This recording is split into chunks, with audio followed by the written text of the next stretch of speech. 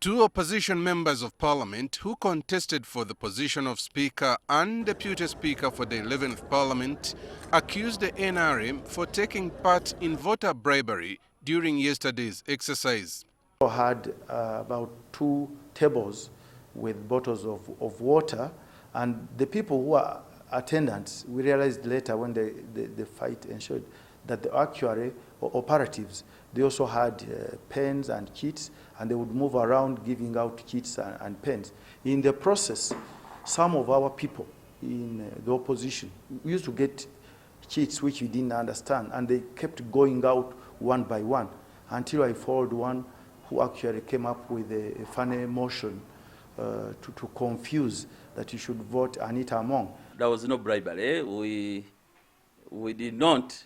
I didn't see that happening. If there is somebody who can, the best person to tell us this is the receiver, the recipient of the money. If somebody can come up and say I was bribed, that's different. But as a party, by the way, we don't believe so much in commercializing elections. From the national chairperson, that's the gospel we are preaching.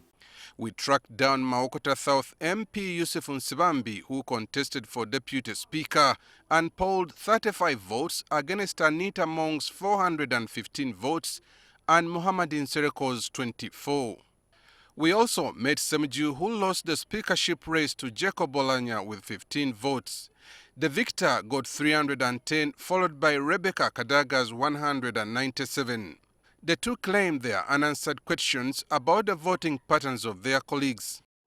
That they went for Kadaga, who has numbers. You had, even when she was nominated, they were the ones clapping here. Now, that has taught them a lesson.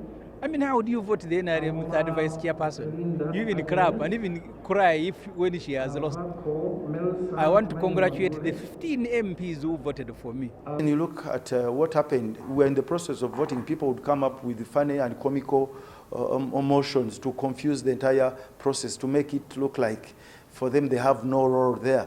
And we actually looked funny as opposition. The two legislators expressed their views on the newly elected leaders of the 11th Parliament. I now wait to see, and I'll seek to meet Olanya to tell him this Parliament cannot be personalized. You cannot institutionalize yourself as a speaker and you become Parliament. If he continues in the footsteps of Kadaga, I will continue struggling. Me, I'm a strugglist.